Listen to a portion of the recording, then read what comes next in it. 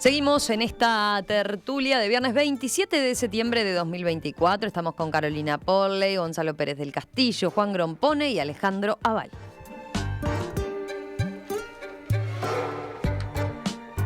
¿Nos adelantamos un poquito a lo que se viene? ¿Les parece?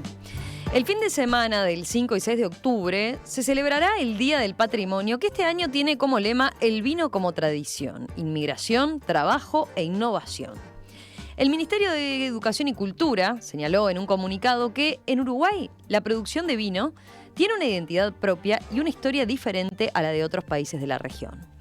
Entre esos elementos diferenciadores, la nota menciona el papel de los inmigrantes en el origen de la vitivinicultura uruguaya, el trabajo de base familiar que existió antes de los emprendimientos de escala industrial y la innovación que en los últimos 40 años permitió ofrecer productos de alta calidad.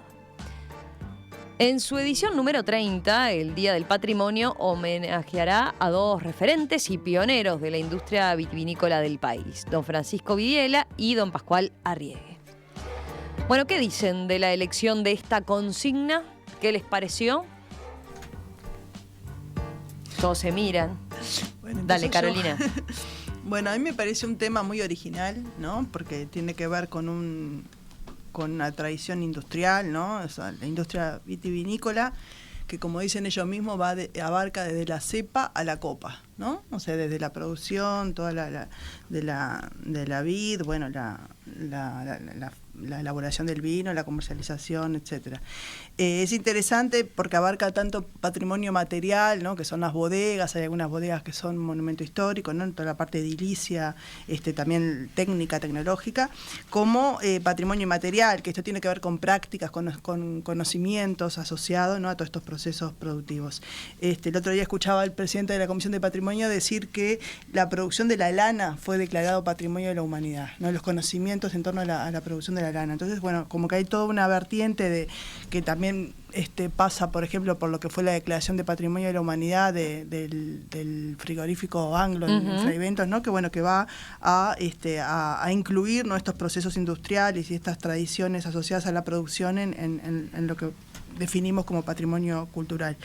Y me parece que también interesante porque hay como una descentralización en cuanto al objeto, ¿no? De patrimonial. Ese fin de semana abren una cantidad de bodegas en todo el país, ¿no? Y hacen visitas guiadas, ¿no? En Salto, en Maldonado, en Colonia, en todo el país. Más de 30 establecimientos vitivinícolas van a abrir sus puertas ahí para mostrar entonces todo eso. Y eso me parece súper interesante, ¿no? Porque como que no se centra tanto, que a veces se centra mucho en Montevideo, ¿no? Y después algunos datos quería dar, ¿no? Nosotros tenemos 6.000 hectáreas, que es lo que abarca la producción de viñedos, 85 variedades de uva, hay 12, entre esas 85 hay 12 que son las más conocidas, ¿no? Que tenemos el Tanat, Cabernet Sauvignon, Merlot, Marcelán, no sé, Sauvignon Black, bueno, me anoté acá. Pero el Tanat es el 27% de la superficie, ¿no? Cultivada. Es una producción muy diversa, que además hay 150 bodegas en Uruguay, que eso también como que es significativo, tiene que ver con lo que mencionabas, ¿no? El origen familiar, inmigrante, ¿no? Que hace que haya como bastante descentralización. Hay bodegas muy pequeñas y bodegas muy grandes. Y bueno, y después toda la cuestión de identidad, además esta diversidad que tiene que ver justamente con el Tanat, ¿no? Con la tradición, que bueno, que es un gran antioxidante, ¿no? El otro día escuchaba también de que es más o menos tomarse una copita de Tanat como tomarse 2 vasos de jugo de naranja, no en ayunas, ¿no? Pero bueno, es como muy, muy bueno para la salud. Pero bueno, por ahí voy. A ver, los demás. Dale, Juan. Una cosa muy breve. Dale. Bueno, el vino, hasta donde yo considero, es una creación de Egipto. Es decir, hay evidencia que el vino existía en Egipto desde la dinastía de 18, sin duda, en donde se registran en los escritos de la dinastía muchas más de 10 variedades de vinos distintos, de vinos con nombre propio que en distintos. Es decir, estamos hablando entonces como del tipo de 35 siglos, ¿no? Atrás. Bueno, en Italia el vino tiene 25 siglos, en Francia tiene 20 y en el Uruguay 1,5. El vino, pero el vino de calidad tiene apenas 2 o 3 o 4 décadas el vino que se puede tomar tiene apenas 3 o 4 décadas, ¿no? De modo que estamos en desigualdad con el resto del mundo, ¿no? Del vino. No creo que se pueda esperar mucho de nuestros de nuestros vinos. Y yo no creo ¿No lo ves así? ¿No Sí. te gustan los vinos uruguayos? ¿No te convencen? No, yo creo que son vinos han pasado de horribles, como eran cuando yo nací. El vino uruguayo era intomable, a ser bebible y tomable, pero de allí a los vinos del mundo hay un gran paso. Yo creo que eso es todo lo que quiero decir. A ver, ¿los demás? Así no nos van a ¿Cómo mandar ven? nada. Bueno, No, me parece, y- me parece no, bastante vamos, acertado lo que dice Juan, pero creo que no es que fueran intomables. ¿No? Digo, yo me acuerdo en la década del 60 había, bueno, digo por ejemplo... No, hay muchos que coinciden con Esta- eso de Juan, de que antes eran intomables, ¿no? el- Pero hay gente más me acuerdo, optimista en cuanto a su reconversión y los su nuevo vinos de la bodega Santa posicionamiento. Rosa, por ejemplo, el Cabernet, allá por el año 61, 62, 63, 64, sacó varios premios importantes en Europa. El Cabernet de Santa Rosa, digo como un ejemplo, ojo que no quiero hacer propaganda especial de eso, pero sí lo recuerdo, incluso las botellas traía la medalla de oro grabada, en más de una oportunidad grabada en el cogote de la botella, ¿no es verdad? Pero bueno, es cierto, está muchísimo mejor ahora, por lo menos para quienes entienden, me excluyo, pero bueno, algo entiendo también, de los conocedores de lo que es un buen vino, ahora está mucho mejor, incluso hay variedades que antes no existían. De todas maneras, yo quiero hacer una reivindicación de Arriague, en particular de Arriague. ¿Por qué? Porque bueno, Arriague primero tiene la peculiaridad que nació en la misma tierra, en el mismo pueblo de mi familia vasca, que se llama Asparne en vasco, que es un pueblito chico, más o menos en la misma época, 2 o 3 años antes que naciera mi tatarabuelo. Ahí nació don Pascual Arriague. Y bueno, llegó a Montevideo más o menos a los 20 años, un poquito antes creo. Empezó en Montevideo, luego fue a San José y luego finalmente se trasladó a Salto, donde no empezó con el vino, sino que empezó con otra cosa. Empezó con trabajos de cuero que se hacían en la plaza principal del pequeño poblado del Salto Oriental de aquella época. Una grasería incluso tenía, algo por el estilo, fábrica de velas, cosas así.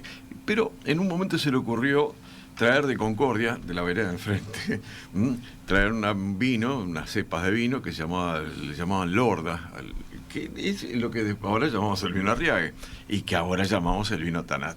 De ahí derivó el vino Tanat, que en realidad tiene el origen remoto en el País Vasco, justamente, aunque no es algo que se cultive mucho la uva Tanat en el País Vasco, pero está empezando a cultivar de nuevo, gracias en buena parte a la excelencia del vino Tanat que hay en Uruguay, a lo cual, como creo que eras tú que lo decías, Carolina, se le destina una parte enorme del territorio dedicado a la producción de vino, es decir, los viñedos que hay en Uruguay.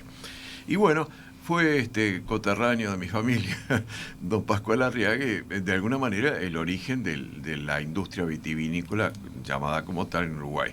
Aunque las primeras plantaciones de vino en nuestro país se remontan a la época de la colonización española, más o menos la época de la fundación de Colonia, por el 1600. Colonia se fundó en el 80, 1680. Bueno, se dice que más o menos por ahí fue cuando se introdujo las vides por los españoles en el Uruguay, aunque el Colonia era portugués en ese momento, pero se introdujo por los españoles en el Uruguay la vid. Pero era una vid cualquiera. La vid que realmente tuvo un carácter especial fue la Lorda, que ahora llamamos, se llamó durante años Arriague, y que ahora ha derivado en el Tanat, que se ha trabajado como vino Tanat en la región de Salto, que en aquella época era un pueblito, pero muy rápidamente pasó a ser una ciudad enorme. Acuérdense que Salto tenía, en el 900 Salto tenía la tercera parte de la población de Montevideo. Es decir, que si fuera ahora tendría 500.000 habitantes, para hacer una comparación. Y era un lugar importante, ¿no es verdad? Y como tanto Juan como yo tenemos familia salteña, nos sentimos muy orgullosos de Arriague, de Salto y de la vina de Arriague. Pero con esta historia que hiciste, Alejandro, ir recordando los orígenes y a la figura de Pascual Arriague, ¿Te parece bien? ¿Coincidís en que se haya tomado como tema Sí. del Día del Patrimonio? Sí, me parece bien, y por supuesto que yo los entré en Arriaga nada más que para hacer esos cuentos de alguna manera vinculados con Salta y con mi familia, pero y la de Porque Juan. intuyo que a Juan no. Pero ¿A vos no te pareció? para. Después de la crítica lapidaria que hiciste, Juan, ¿no te pareció bien como No, a mí me parece bien. motivo del Día del Está Patrimonio? claro, pero no, dejamos una A aclaración ver. para que no quedes sometido a eso. Hay muchas bodegas muy buenas en Uruguay hoy día, ¿no? ¿Verdad? Y hay muchos productores que deben ser recordados, ¿no? Sin duda, por ejemplo, yo que sé, para mí personalmente, Juan Carrao. Digo, para decir a alguien cuya descendencia ahora está en Rivera y en Montevideo, ¿no? ¿Verdad? Y que durante generaciones ha también trabajado en el vino en Uruguay. A mí no me parece compatible que haya cero tolerancia para manejar cero acuerdo, tolerancia totalmente para de con el acuerdo. alcohol y hacer el elogio del vino. No me parece totalmente incompatible. Es Ayer- que tanto Juan como yo entendemos que Que hasta debería- ahora que debería admitirse una tolerancia razonable, 0,3 Bueno, o es que quizás 0,5. Ustedes lo ven como una incongruencia. Había un oyente ayer que le sonaba raro que se haya elegido como tema, incluso por la problemática que significa el alcohol y el alcoholismo dentro del consumo cuando se hacen, por ejemplo, encuestas de adicción y de problemáticas vinculadas a la salud y demás, ¿no? Sí, pero pensá nomás las visitas estas guiadas que están planificadas, que a veces es con degustación, te dan una copita, el que maneja no puede tomar nada, o sea que vas a, ¿no? O sea, No, hay como- mucha hay una- camioneta. Tenés Es la que ver zafra eso. de Bueno, los transportistas, está bien, ¿no? está bien, Digo está porque bien, está hoy bien, en día se está hacen bien. muchas, fuera Sí, fuera es de la verdad, es fecha en verdad. particular, todos los paseos organizados vinculados a las bodegas tienen ese tipo de Creo que el transporte. alcoholismo, además, como enfermedad, Bueno, pero no está principalmente vinculado con el creo. En general no está vinculado con el vino, sino en el Uruguay con otro tipo de alcoholes, particularmente con la cerveza en los hechos, y bueno, whisky y otras variedades, pero no con el vino. Que en general, por supuesto. No. Y en cualquier caso estoy de acuerdo, 0,3 o 0,5 como máximo. Gonzalo. Bueno, yo estoy totalmente de acuerdo con que pongan el Día del Vino como patrimonio por el tremendo esfuerzo que hicieron los uruguayos para pasar, como bien dijo Juan, de un vino que era prácticamente intomable, es decir, lo tomábamos porque éramos jóvenes, aceptábamos cualquier cosa, al vino de hoy, que en el Uruguay tiene vinos muy buenos. Y esto es un mérito de los productores uruguayos. Pero siempre me gusta a mí vincular los temas que tenemos en la tertulia. Voy a aprovechar para contestarle a Carolina. El desarrollo de la industria vitivinícola en el Uruguay tuvo mucha participación la FAO, que mandó a un técnico de estos burócratas tan denostados Y la que a ONU. ustedes no les gusta, Yo no dije la eso, FAO, no los que se critiquen. llamaba José Antonio Saiz y Llobri, y yo lo conocí personalmente, era un fenómeno el tipo, lo que sabía, y él me dijo, entre otras cosas, hace años de esto, 25, 30 años, me dijo, el Uruguay tiene unas condiciones excepcionales para el TANAT. Ahora, eso que hizo José Antonio acá con la industria del vino, de dar ideas, de dar orientaciones, de decir, mire, esto es mejor y esto es peor, fue tomado muy en cuenta y después los uruguayos lo desarrollamos. Lo mismo pasó con la producción del arroz, con la pesca y todo. ¿Qué fue lo que pasó después?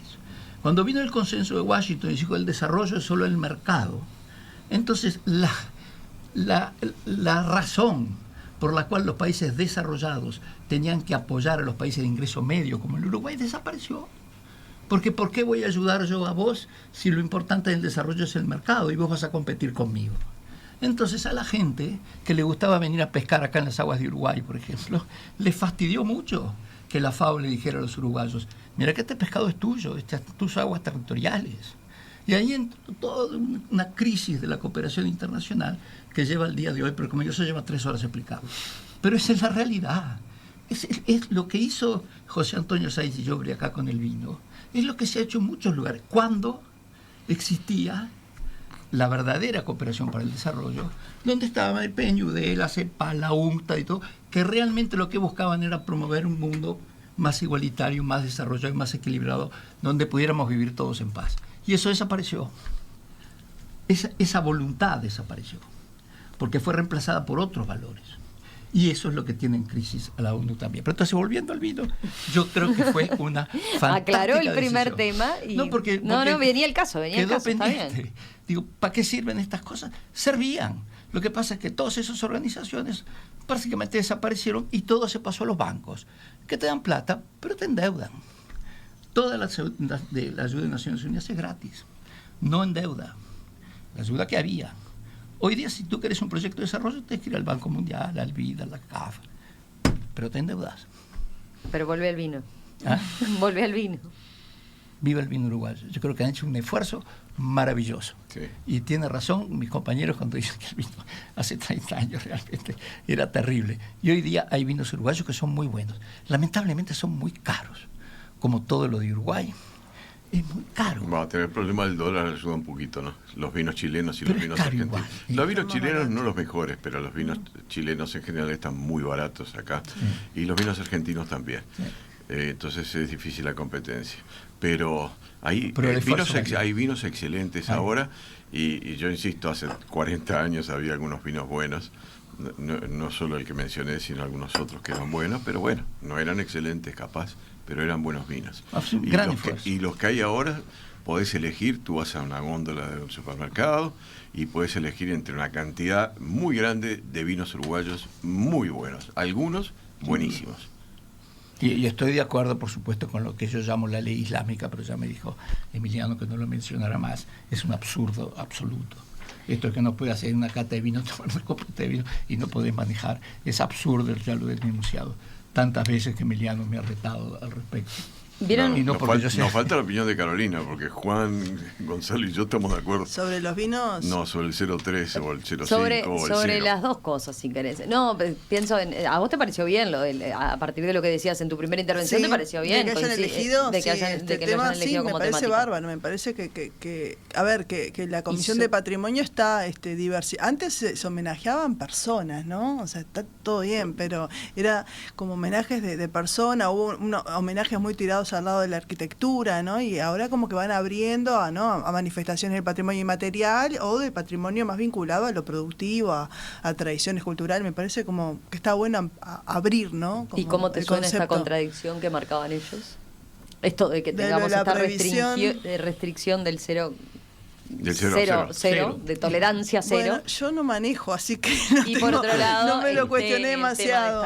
No me lo cuestioné demasiado. O sea, no sé, no lo pensé demasiado, pero bueno, nada. A mí me pareció importante eso, que dentro de los méritos que se reconozca, se dé justamente ese cambio, ¿no? que experimentaron. Más allá de todo lo que tenemos sabido de lo que significó como para la inmigración, la producción familiar, justamente eso, ese viraje y esa reconversión a nivel de la industria y del sector me parece interesante que se destaque, ¿no? Todavía un detalle más, vuelvo al 00 y todo lo demás. Siempre dicen que una buena copa de vino tinto es en realidad saludable sobre todo para el corazón, ¿no? ¿Verdad? En fin, en general para el organismo humano. Es decir, no que sea malo, sino que al contrario es bueno, claro. Tiene que ser vino tinto, dicen, y tiene que ser poco. Forma parte de la famosa dieta mediterránea, de alguna manera, que todo el mundo considera muy saludable. Pero bueno, en realidad una buena cena, ¿no? Que no esté acompañada por una copita de vino, una copita dije, no una botella de vino para cada uno. Una copita de vino parece como que le falta algo. O por lo menos eso es el concepto que tenemos los uruguayos, los argentinos, los franceses, los italianos y hasta los americanos de la costa este. De la costa oeste, bueno, perdón. me llama la atención que digan esto, porque la verdad es que, y en eso hay que escuchar a Daniel Radío, no hay que confundir el consumo de una sustancia, aunque sea una droga, con el consumo problemático. Y esto acá lo que hace es decir, una copita de vino es lo mismo que una persona que se mama hasta las patas con 2 botellas de caña. No es lo mismo.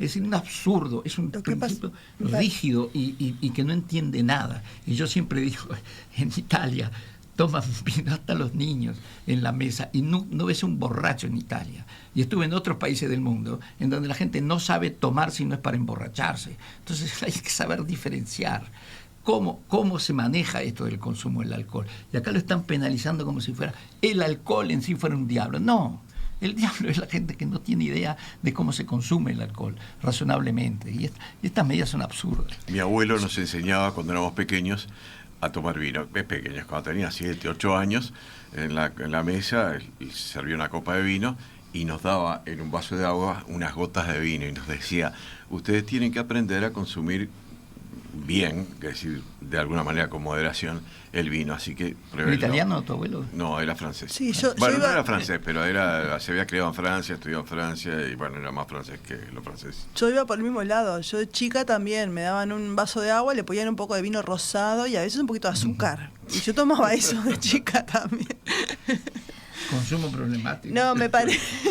Sí. No, me parece que Era por eso es que no puede manejar. La cuestión del Con razón no manejás, es un peligro. La cuestión de cero tolerancia me parece que también hay como una no confianza a la autorregulación, ¿no? Me parece que pasa por ahí, que esa cosa de, bueno, ¿hasta dónde podrías tomar? Es algo que no se quiere liberar al juicio de la persona y entonces el está en alcoholismo es cero. una cosa terrible, tan terrible como la drogadicción en general, ¿no verdad? Porque es una forma de drogadicción y crea una dependencia, problemas de toda especie para la propia persona y para el entorno familiar y laboral. Las destruye y no es fácil, pero no creo que por el 0,3 no puedan uno caer en el alcoholismo, ¿no? Porque además lo tomas igual, el que no maneja lo toma y cuando estás en tu casa lo tomas también. A partir de lo que decía Gonzalo de los años 90, la reconversión con este especialista que citabas, Ricardo apunta, ya en los años 70 los grupos CREA, dice, trajimos a los técnicos franceses que plantaron la semilla de lo que es la nueva vitivinicultura, dice. Mira, franceses. Y han ido uruguayos, conozco algunos, los podría nombrar, ¿no? Pero yo qué sé, por ejemplo, Francisco Carrao ha ido más de una vez a Europa a especializarse y a transmitir la especialización que él mismo tiene. Bueno, es profesor en la Facultad de Química justamente de esto, ¿no? Dije un ejemplo, no es el único, por supuesto. En Uruguay y han hecho un excelente trabajo. Ya venimos enseguida, dejamos lugarcito para los telegramas.